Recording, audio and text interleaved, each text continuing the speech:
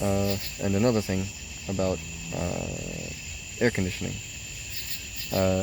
So Hajj. Think about Hajj.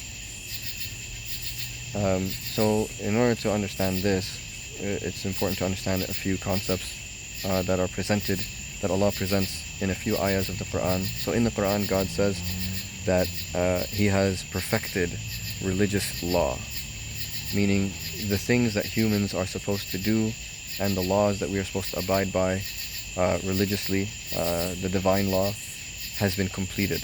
It's perfected. No addition is to be made to it, and no subtraction is to be done to it.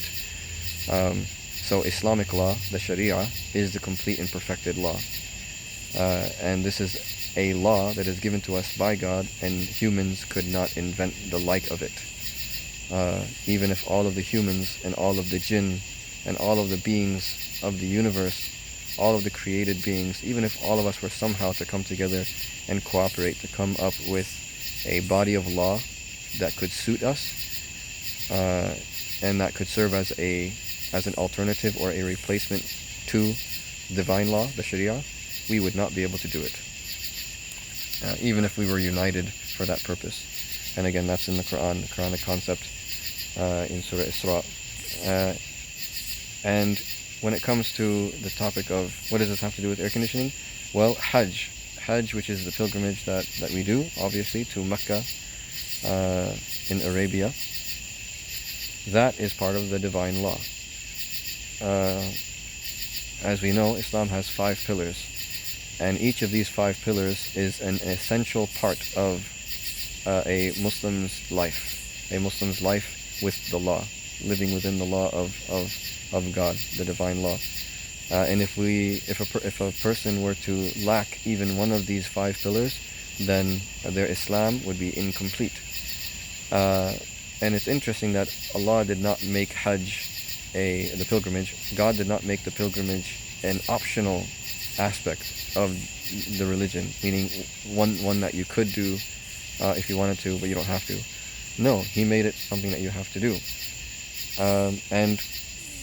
And the details of the pilgrimage are also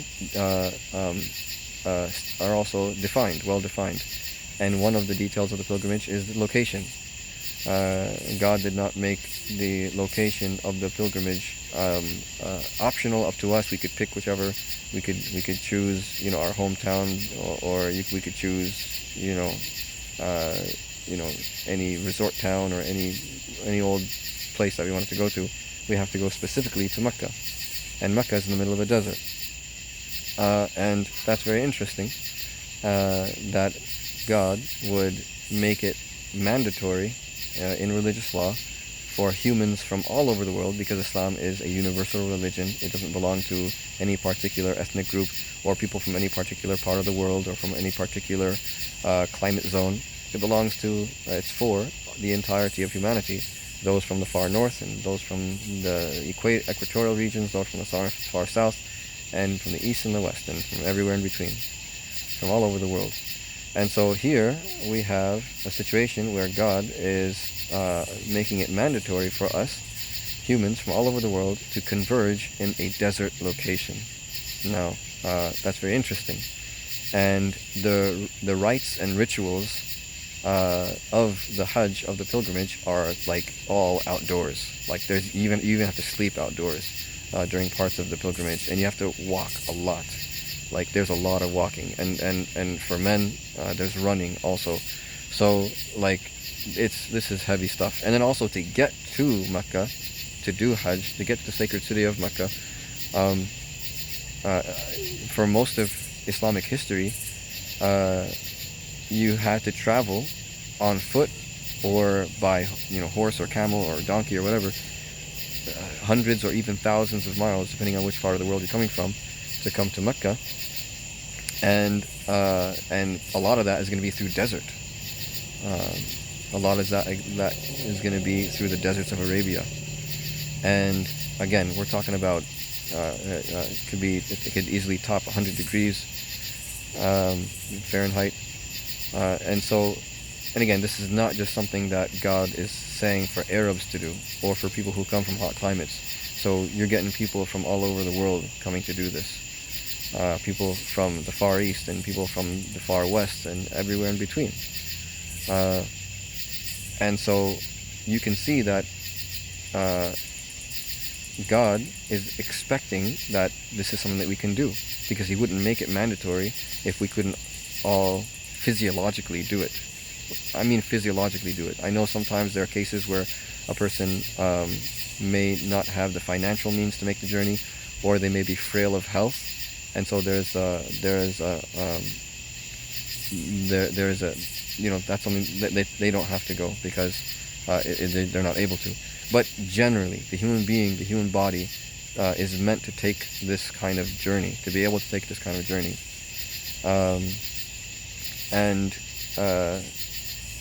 And consider also that Allah says in the Quran, God says, مَا جَعَلَ عَلَيْكُمْ فِي الدِّينِ مِنْ حَرَجٍ, in one ayah. And in another ayah He says, يُرِيدُ اللَّهُ بِكُمُ الْيُسْرَ وَلَا يُرِيدُ بِكُمُ الْعُسْرَ. When talking about law, divine law, the Quran says these very two important statements. One of them, the first one that I quoted, is in Surah 22, Surah Ḥajj, and the other one is in Surah 2, Surah Baqarah, where God says that God has not made any difficulty, any undue difficulty in religious law, in the following of religious law. And in the second ayah that I quoted, the second verse that I quoted, God says that God desires for you ease, and God does not desire for you difficulty. So we see in these two verses that the religion is not supposed to be something that only a few of us can do. The religion, that which is mandatory and obligatory in the religion, is something that the general vast majority of humanity should be and is able to do. So the 5 daily prayers, we can all do that. Fasting, most of us can do that. The paying of the zakat, the charity, that we can also do, 1/40th of your wealth annually after expenses. And then the Hajj. The Hajj is also something we're supposed to be doing. And again, for the majority of Islamic history, the Hajj was done by foot and on animal and stuff like that, over mountains and over oceans and seas and over deserts and through all kinds of climates, and eating all kinds of foods that you might not be familiar with, because you can't bring your refrigerator with you. Obviously, no refrigerators in those days. You can't bring your own cuisine from home with you. You got to eat whatever you can find along the way. So this assumes that human beings have the ability to do that kind of thing. Otherwise, Allah, God, would not have made it mandatory for us to make that journey. So what does this have to do with air conditioning? Islam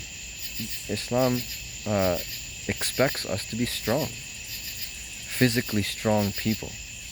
And Hajj is one example, but you could look at the other pillars as well and see how this it demands us to be strong. It expects us to be strong. It assumes that we are going to be strong. I mean, praying 5 times a day, those prayers build us up. That's daily joint movements that we go through, daily joint routines that we go through 5 times a day, that maybe a lot of modern people don't even do. And there's a lot of mobility issues among people who don't do the five prayers sometimes, because they don't have that routine. And then the fasting 1 year or 1 month out of every year, 30 days out of every year, every single year of your life, that's got to sculpt you in some way. That's got to craft you in some way, and hone your system, hone your body, hone your metabolism. That does something to you, and it disciplines you. It makes you no stranger to hunger, no stranger to thirst, and your body knows how to cope with those feelings, and with those states of being. And then the Hajj. I mean, the fact that we do this journey, Allah expects us to be strong people. Expects us to be people who can travel in the heat, and who can do all the Hajj pilgrimage rites and rituals outdoors in the heat, walking around the Kaaba 7 times, running between the 2 hills of Safa and Marwa 7 times, and carrying our luggage on our back sometimes, and walking between Mecca and Mina, and walking between Mina and Arafah, and walking between Arafah and Muzdalifah, and then sleeping under the sky on the ground in Muzdalifah, and then walking from Muzdalifah back to Mina, and then from there back. that's a lot of walking. And nowadays people take buses, but sometimes people still walk. And in the old days, everybody was walking or riding a camel. And again, this is not just for men. This is for women also. So meaning women in the old days must have been very, very strong, and not to speak of the men. Meaning, this is something that Allah is expecting even women to be able to do, men and women. So it's like our ancestors must have been incredibly strong people, and that was a life-changing journey. And so when it comes to air conditioning weakens us. We are grossly underprepared for this journey. And nowadays people go to Hajj and their tents are air conditioned, and they're in air conditioned hotels. And the Grand Mosque itself, the Masjid al-Haram, has lots of fans blowing all the time, and all the electricity that Muslims are spending just so that we can have comfort that our ancestors never had and couldn't expect to have. I mean, this is absurd, man. I mean, and so one thing that I tell people when they come to the Zawiyah here, whether it's for Quran class or whether it's for the weekly dhikrs or for Jumu'ah or for prayers or anything, and they see that we don't have air conditioning, and then sometimes they complain that, oh, we want air conditioning, we want fans, especially the kids or the parents of the kids in the Quran class. One thing that I tell them is that this is your training, man. This is your training. You are training for Hajj. Hajj is a necessary part of your deen. It's a necessary part of your religion, a necessary part of your divine interaction with Allah according to divine law. And so if you expect to be able to do the Hajj in complete affluence and luxury and comfort, then that you're missing the point of what Hajj is. And so by you sitting in this Quran class or sitting in this dhikr or whatever, and you're in the heat, expect it. Expect worse and hotter than this, actually, when you go to the desert. So get used to it now. A lot of them are kids. Get used to it now when you're kids, and then when you're an adult, you'll be like, yeah, this is I'm completely used to this. This is, and your Hajj will be enjoyable. Your pilgrimage will be such a beautiful time in your life, an unforgettable journey. You won't be griping and complaining that, oh, it's so hot, oh, I'm feeling miserable. No, you're not going to be noticing the temperature. You're just going to be noticing the beautiful journey that you're on, and the experience that God is giving you in this wonderful pilgrimage. And it is a wonderful experience. Do Hajj as soon as you can, because it's so beautiful, and build yourself up physically for it. It is a physically demanding journey. Men and women do have to take it, and it's something that we should save up for our whole lives. If we have to, save up money for it, make it a priority, set aside a budget for it, and every time you get paid or any time you earn money, put it in there, put some in there, and build yourself up physically.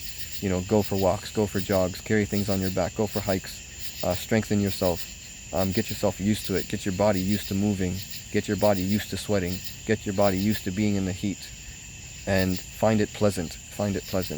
And when you get to Hajj, you will find Hajj beautiful and pleasant, and you won't be complaining the whole time. You won't lose your temper, which we're not supposed to do during Hajj. You're supposed to control yourself in Hajj. You're supposed to keep yourself spiritual, keep yourself peaceful, maintain self-control, maintain dignity, prefer others over yourself, let others go first, let them get to the water first, let them get to the shade first, let them get to the tent first. And that kind of humanity that you're supposed to show in Hajj, you can't show it when you are agitated by the heat, when you're uncomfortable, and the first thought on your mind is to find relief. No, you got to be self-sacrificial. So prepare yourself for that journey. Don't live in the air-conditioned life, man. Don't live that life. We got to be strong. Allah wants us to be strong. The salah, the 5 daily prayers, makes us strong and healthy. Every year, 1 month, Ramadan, fasting in the month of Ramadan every year, that makes us strong.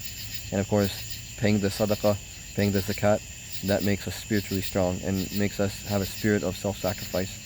And then the Hajj makes us strong in all of the ways combined.